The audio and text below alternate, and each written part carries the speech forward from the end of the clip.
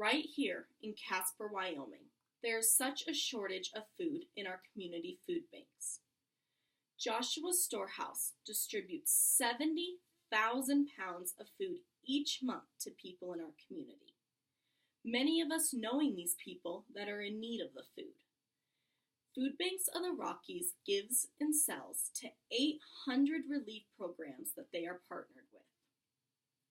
Joshua's Storehouse supports 1,000 children and 15 to 18,000 adults each month in our community. 750 of these adults being college students. As a community, it is our job to make sure that we are supporting and donating to our local food banks to make sure that they are able to give everyone in our community the nutrition that they deserve.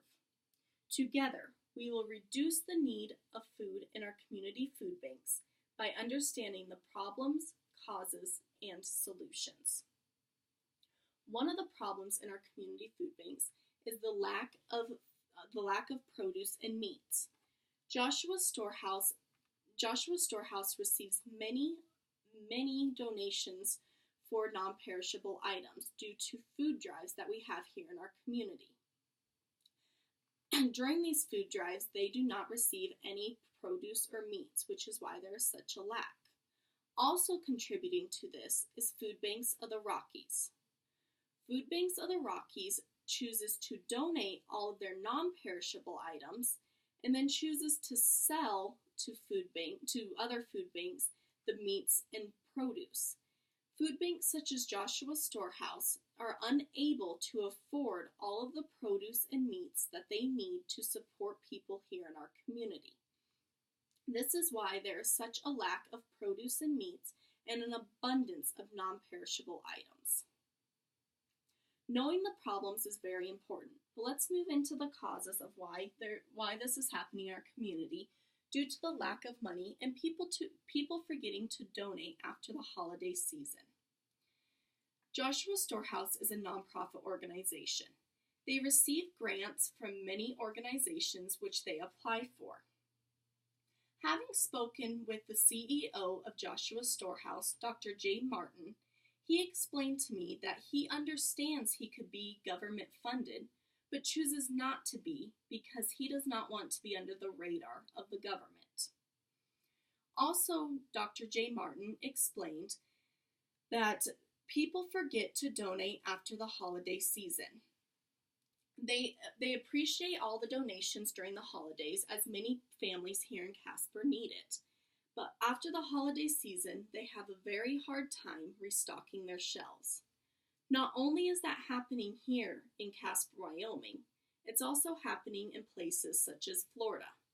According to Daytona Beach News Journal, Hope House Food Pantry in Daytona Beach had a struggle refilling their shelves after the 2015 holiday season. Now that we understand all of the causes of why this is happening in our community, let's move into some of the solutions as to how we can get food back into our food banks. One of the ways that we can do this is by having more food drives.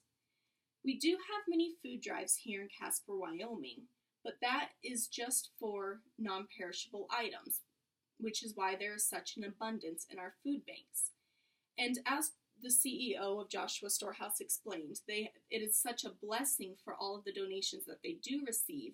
They are in need of the produce and meats. So when we have our food drives, we need to encourage our community members to donate produce and meat instead of just non-perishable items. Another way that we can donate, or that we can help and support our food banks, is by volunteering. As college students, we have many opportunities to volunteer in our communities. What better way to volunteer than at your local community food bank and help many people in your community out? I can't stress enough the fact that there is such a shortage of food in our community food banks due to the fact of people not donating. But don't forget that there are solutions. Together, we can put food back into the food banks by donating food, money, and our time.